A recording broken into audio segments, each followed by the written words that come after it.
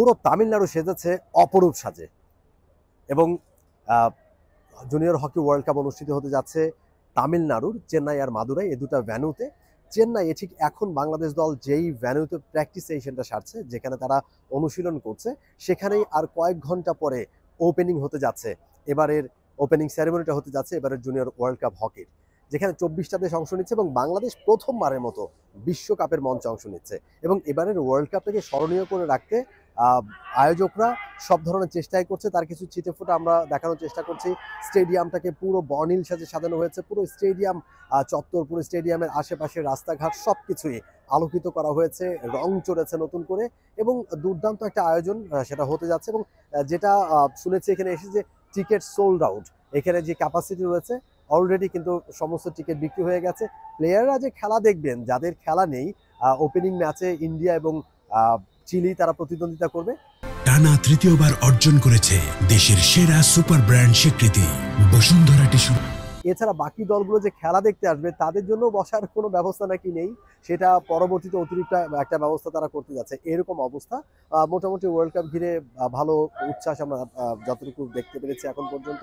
এবং পুরো সাজ রব পুরো স্টেডিয়াম জুড়ে এবং পার্টিসিপেটিং কান্ট্রিগুলোর ফ্ল্যাগ শোভা পাচ্ছে, বাংলাদেশ দলের ফ্ল্যাগ শোভা পাচ্ছে এবং প্রত্যেকটা দলের ক্যাপ্টেইনের ছবি পুরো স্টেডিয়ামের চতুর্দিকে শোভা পাচ্ছে, তাদের ছবি, সবকিছু মিলে দারুণ একটা আয়োজন।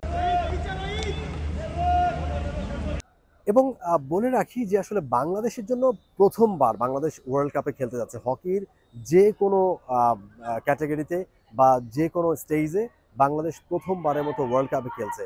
বিষয়টা যদিও খুব ঠুনকো নয় বা খুব ছোট নয়, অনেক বড় একটা বিষয় যে ওয়ার্ল্ড কাপের স্টেজে বাংলাদেশ জায়গা করে নিয়েছে প্রথমবারের মতো। এবং জুনিয়র দল, আন্ডার-21 দল, এবং তারা প্রথমবারের মতো বিশ্বকাপে খেলবে। এবং এই যে বিশ্বকাপে খেলার মতো যে যোগ্যতা কিংবা বিশ্বকাপে যে খেলতে পারাটা, এটা আসলে প্লেয়ারদের মতো একটা ভাইব্রেন্ট আকারে একটা কাজ করছে বিষয়টা। প্লেয়াররা খুবই রোমাঞ্চিত, তারা খুবই এক্সাইটেড এবং তারা সেটাই বলার চেষ্টা করছে যে ওয়ার্ল্ড কাপ আসলে হকি, আমরা জানি বাংলাদেশে বা হকির যে অবস্থাটা এখন, বাংলাদেশে হকির যে চর্চাটা, ঘরোয়া হকি খুব একটা নেই বা হকির প্রতি ক্লাবগুলোর আগ্রহ দিন দিন যেভাবে কমে এসছে সেটা খুবই হতাশাজনকভাবে। এখন যে হকিতে আসলে ছেলেমেয়েরা খেলবে কিংবা তাদের অভিভাবকরা যে তাদের ছেলেমেয়েদের হকিতে খেলতে পাঠাবে, তেমন বোধহয় কোনো উপলক্ষ নাই যে সেখানে হকি খেলা যেতে পারে বা হকির মতো একটা ডিসিপ্লিনে খেলা যেতে পারে। কিন্তু এই ওয়ার্ল্ড কাপে তারা যে খেলতে পারছে, প্লেয়াররা বলছে এটাই তাদের কাছে অনেক বড় একটা ব্যাপার।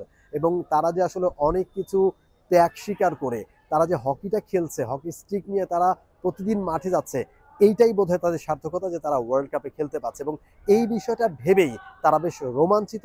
তারা যে হকির ওয়ার্ল্ড কাপের মতো স্টেজে তারা খেলতে পারছে বা এইরকম একটা আয়োজন, এবং যেখানে পা রেখেই মনে হচ্ছে যে হ্যাঁ, একটা বিশাল আয়োজন, এখানে খেলতে পারাটাই একটা বোধহয় ভাগ্যের বিষয়। এবং সেটা যারা পেয়েছেন, যাদের ভাগ্যে মিলেছে এই ওয়ার্ল্ড কাপ, তারা সত্যিকার অর্থে কতটা রোমাঞ্চিত তাদের মুখ থেকে সেটা আমরা শুনছিলাম। আসলে বাবা মারা সে তেমন ভাবে হকি খেলতে দেয় না, তো আমরা অনেক কষ্ট করে হকি খেলা মানে অনেক চেষ্টা করি এবং অনেক বাধা পার হয়ে আমরা খেলতে যাই।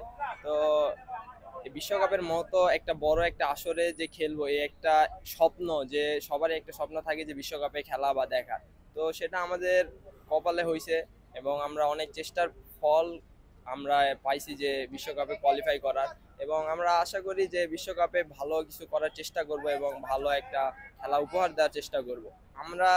আমি বাসায় থাকাকালীন তো আমাদের সবাই চেনে না, তো বিশ্বকাপে খেলতে আসছে, অনেকে দেখতেছে এবং হকি খেলাটা আস্তে আস্তে আরো প্রচলন হইতেছে যে বিশ্বকাপের মতো একটা বড় একটা আসরে যে একজন খেলতে গেছে বা বাংলাদেশ টিমটা খেলতে গেছে। তো আস্তে আস্তে এভাবে প্রচলন হইতেছে হকিটা এবং আমরা যে খেলতেছি যে এটা একটা স্বপ্ন যে বিশ্বকাপের মতো একটা বড় একটা আসর। বাংলাদেশ দল বেশ কিছুদিন আগে তারা এসছে, প্রায় সপ্তাহখানেক আগে তারা এসছে তামিলনাড়ুতে এবং তারা প্র্যাকটিস করছে। দুটা প্র্যাকটিস ম্যাচও তারা খেলেছে এবং সেখানে রেজাল্টটা তারা বেশ ভালোই করেছে। ইনফ্যাক্ট গতকালকেই তারা খেলেছে সুইজারল্যান্ডের সাথে এবং তাদের সাথেও ভালো ফলাফল করেছে, জিতেছে সেই ম্যাচটা। তার আগে চিলির সাথে খেলেছে, সেখানেও তারা ভালো করেছে এবং দলটা একটা দারুণ শেইপে রয়েছে। প্রত্যেকেই যে রোমাঞ্চিত, প্রত্যেকেই যে আসলে তাদের প্রথম ম্যাচটা অস্ট্রেলিয়ার সাথে এবং ওয়ার্ল্ড কাপে খেলার জন্য তারা মুখিয়ে রয়েছেন।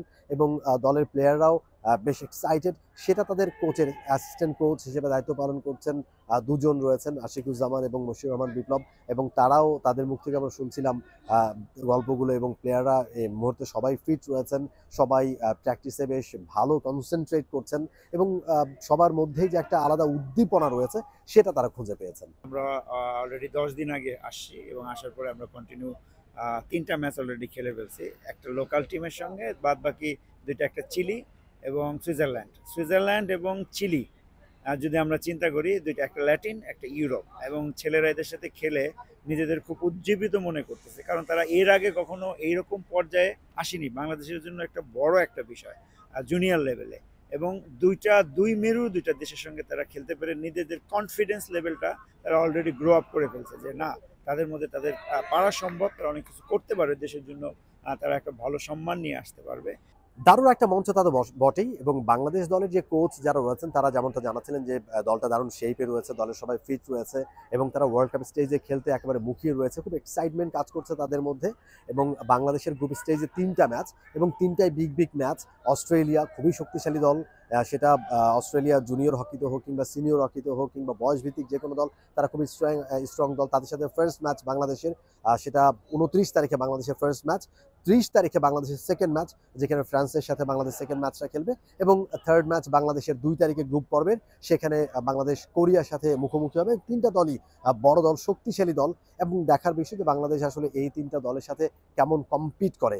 বাংলাদেশ পুরো দলটা এই মুহূর্তে দারুণ উচ্ছ্বসিত, ওয়ার্ল্ড কাপের স্টেজে তারা প্রথমবারের মতো খেলবে, এবং সেটা ভেবেই দলের প্লেয়াররা খুবই রোমাঞ্চিত। এখন সব কিছু মিলে যদি ঠিকঠাক থাকে, তাদের ডাচ কোচ আইকম্যান তিনি যেভাবে করে পরিকল্পনা সাজাচ্ছেন, যেভাবে করে দলটাকে নিয়ে কাজ করছেন, সব কিছু ঠিকঠাক করলে প্রত্যাশা করছে বাংলাদেশ যে তারা ভালো একটা কিছু করবে, কম্পিটিটিভ হকিটা তারা খেলবে, এবং তারা গ্রুপ পর্বে অন্তত একটা ম্যাচ তারা টার্গেট করছে। দেখা যাক আসলে বাংলাদেশ স্টার্টটা কিভাবে করে, সেদিকে আসলে সবাই তাকিয়ে। মমিন Rohan, sports, Chennai, Tamil Nadu. For more updates, subscribe to our YouTube channel and click on the bell icon. Follow us on Facebook and Instagram. Download T-Sports app to enjoy exciting games and highlights. Visit tsports.com.